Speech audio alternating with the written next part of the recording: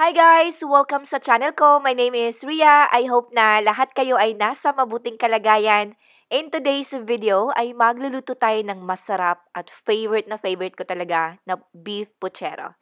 Ito yung take ko sa dish na ito. Alright, mag-umpisa tayo sa mga sangkap. Kailangan natin ng beef, saging na saba, string beans or sitaw, garbanzo beans, pork and beans, bawang, kamatis, red onion, tomato paste, ground black pepper, asin, canola oil, at tubig. Sa lista ng mga ingredients, kindly check ang show notes down below. So, first off, kotay ng pot, lagyan ng canola oil on medium heat. Once mainit na yan, unahin muna natin gisahin ang red onion. So, mga about 2 to 3 minutes ito hanggang sa maging translucent in color. Next, lutuin at gisahin rin natin ang bawang. Sa bawang naman, mga about 2 to 3 minutes ito or hanggang sa golden brown in color. I-add rin natin, after 2 to 3 minutes, i-add na natin ang kamatis. So, dapat ang kamatis ay wilted in appearance yan. I decided to add 2 tablespoons of butter. So, kung wala naman kayong butter, you can skip it. It will still turn out good. So, yun na nga, sa kamatis, kailangan wilted in appearance ito. Importante talaga na luto at wilted ang kamatis.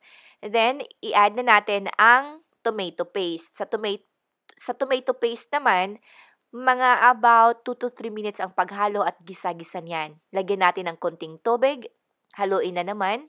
At kapag ganito na ang texture ng tomato paste at kamatis, i-add na natin ang karne. So, sa karne, gumamit ako ng stew meat, season it with ground black pepper, haluin lang saglit, and then lagyan natin ng tubig.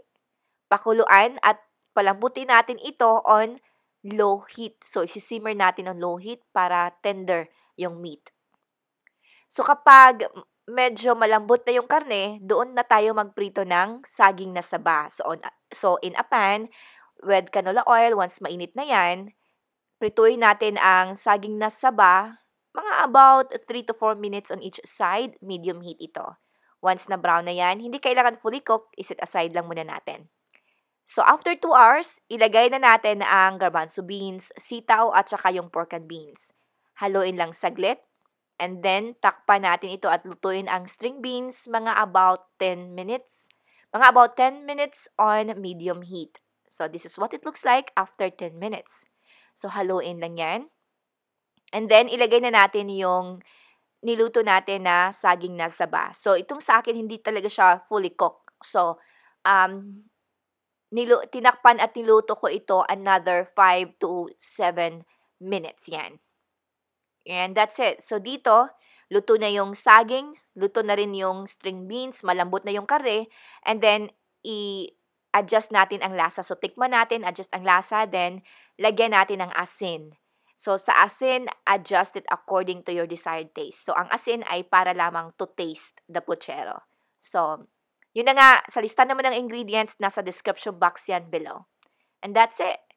Alright, so yun lang for today's video. Thank you so much for watching. Take care.